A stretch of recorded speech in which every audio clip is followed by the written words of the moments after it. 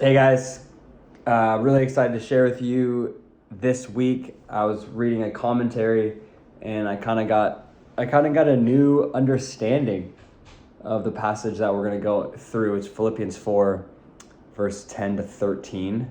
We're in the last teaching of an 8-week kind of journey through the book of Philippians. You got one more chance to read through the whole thing. It should take you about 12 minutes. Anyway, last week we heard from Ryan, and this week you're hearing from me.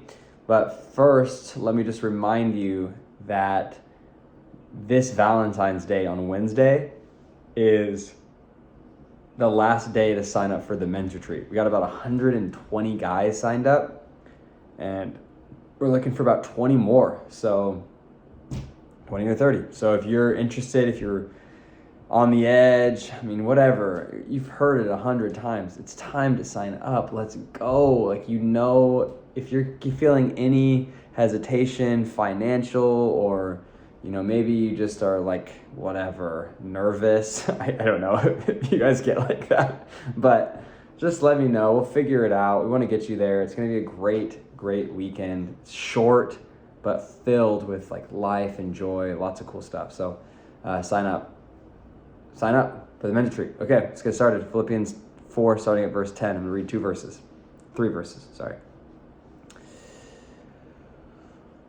I rejoiced greatly in the Lord, that at last you renewed your concern for me.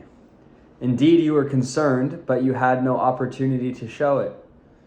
I'm not saying this because I am in need, for I have learned to be content whatever the circumstances. I know what it is to be in need, and I know what it is to have plenty. I have learned the secret of being content in any and every situation, whether well-fed or hungry, living in plenty or in want. I can do this through him who gives me strength. There's another translation of this passage where Paul talks about how contentment is the secret of the gospel. Basically, the wording there is that there is this great mystery in that those who follow the way of Jesus, those who've kind of devoted their life to him, walked with him, worked with him, whether in full-time ministry or business guys like real estate or whatever, just marketplace kind of situations, there is a reality where contentment is possible. And I think honestly for us, we live in an area, and I say this a lot, and I think it's true, so I feel like I'm kicking a dead horse at certain points, but I just feel like we live in an area where we are in plenty and we are still not content. And so I just wanted to share three thoughts from this verse. First one is this. We are not born content. We're not born content. The moment we are born, we want something. We need something. And I was just thinking about my nephews yesterday during the Super Bowl. By the way, devastating loss in the Super Bowl. Jeez Louise. Anyway, yeah, I couldn't close 14 yards to the end zone. You couldn't close? It's fine. Okay. Next year, I guess. Anyway, speaking of contentment, not content with the score of that game, but I was watching my nephews and my brother. They have these tablets, whatever. They're just screen babies. They just want to be on there. And my brother hates it. He's like, dude, these kids are obsessed with the screens. And yeah, we're in the middle. I just remember I didn't have that when I was little. You know what I mean? I don't even think that the iPhone wasn't made until I was in my teens. So I just remember being a kid. I had normal kid stuff, toys and stuff. And these boys are just they have everything that they could ever want. Every type of toy, every cars and Hot Wheels and Legos and tech decks and all this stuff. And all they want is the tablet. They want it. They're not content. It's the nature of who they are, and they don't even get it. They literally cannot. We have to teach them contentment. We have to force contentment into their being because they can't be content. So it probably is a result of sin, honestly. It's this like aching for something. Like I want something, I'm not content. And really the heart of the gospel is that your contentment is found in him. Like you find contentment when you find Jesus. And it's not just like, oh, I raised my hand, I found Jesus, but it's more like you learn contentment when you learn that he is the source of your contentment. Like I'm thinking of Psalm 23. Like Psalm 23 at verse 1 is the pinnacle of contentment. The Lord is my shepherd, I lack nothing. That's it. It's like, so there's the secret, and the secret is that contentment doesn't come from having more, it comes from a person, and that person is Jesus. And I think honestly, the other part of it, I thought about, it's like, there's, what Paul is saying is, he learned that contentment wasn't like an experience. Contentment wasn't like, I woke up on Saturday and I felt content, but then Sunday I was like all over the place. It was like, no, I think what he's saying is contentment isn't just like a momentary thing. Contentment is like a state of being, almost like some type of like spiritual upgrade.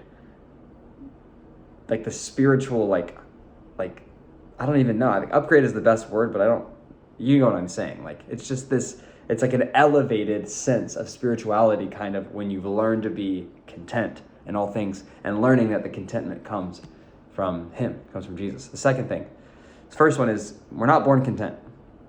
The second thing is Paul states clearly that poverty and wealth are both trials. So he says, I know what it is to be in need. I've had plenty and I've had nothing. And I've learned the secret of being content in every situation. And then he says it, through him who gives me strength, right? Like that's that like kind of classic Bible or mug thing, and it's on people's shoes and stuff, like whatever. It's like, that's that big verse, but it's like, it's true. Like what he's saying is like, both poverty and wealth are different trials. Like, and it's not a usual, like this is an unusual perspective because most of the time we hear poverty is a severe trial and abundance is a great blessing. So if you're poor, if you don't have a lot, then you're in this great trial. But if you're rich, you're not in any trial. You have different types of things that God's working on. He blessed you with finances, and so like the only thing he wants you to do is learn how to give better or something like that. But it's like, that's not true.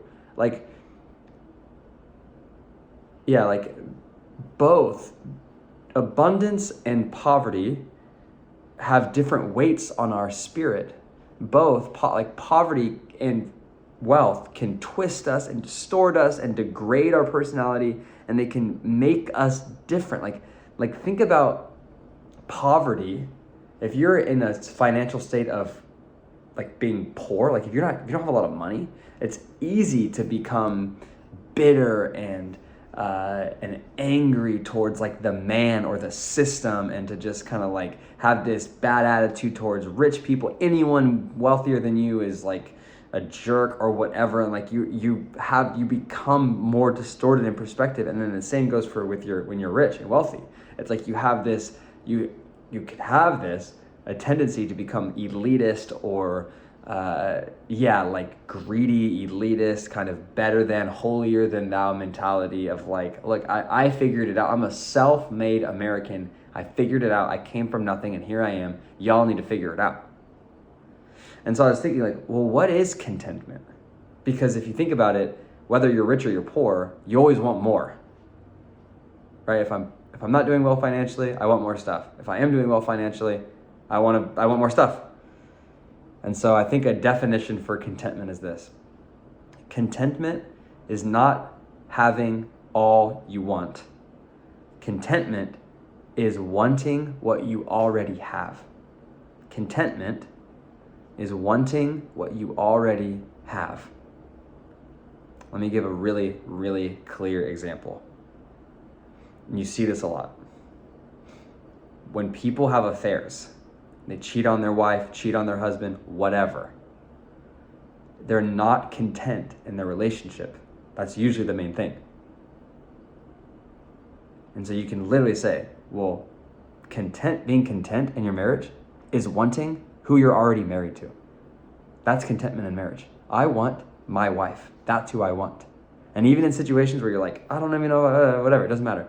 Learning in that to be like, I want her. That's who I want. And then you could take that kind of that analogy and you can take it to anything. Like for me, I was literally thinking about this the other day. Like me and my wife, we rock, like we got 2 old cars. We got like an old 2008 Lexus that's just like, sometimes on its last leg. And for some reason, I think about this all the time. I always want a new car. I'm like, I want a new car. I'm looking at this, like, I want a 4Runner. I want like a truck. I'm like always in the mood for a truck. I'm like, I just want to be able to put stuff in it, or whatever. And it's like, it's hard in that context to be like, to want my 2008 grandma car. Because I already have it. But learning for me to be like, I don't actually need it. I don't need anything new. And what I already have is something that works. And what I've always wanted, what you always want, is a car that runs and doesn't have a lot of problems, right?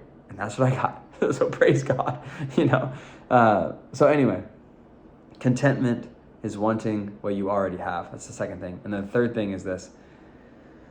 The victory over both poverty and wealth, having plenty or having nothing, the victory over both of those is that like last thing he says, I can do all this through him who gives me strength.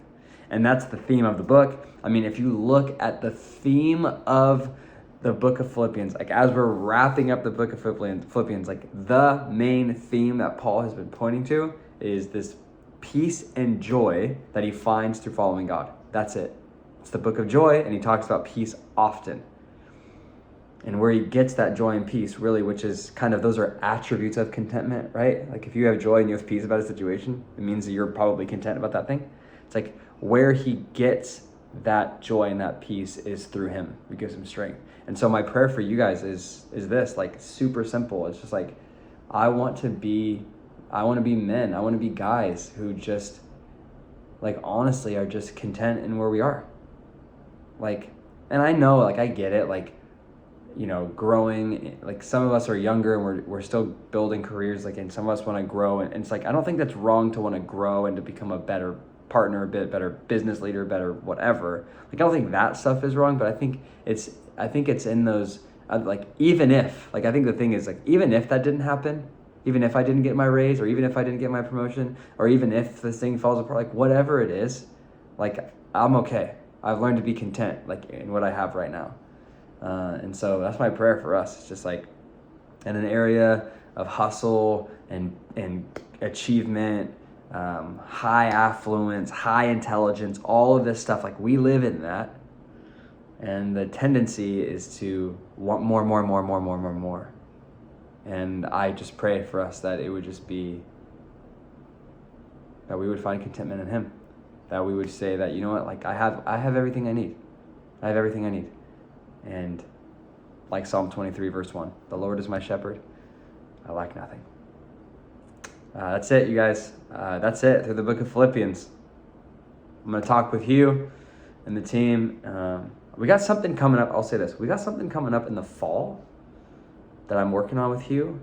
So looking forward to that. But in the meantime, we're probably going to work through another like epistle or kind of another book in the Bible. It might highlight a character or something. All right. Love you guys. We'll see you. Men's retreat. Let's go. Wednesday. Sign up. See ya.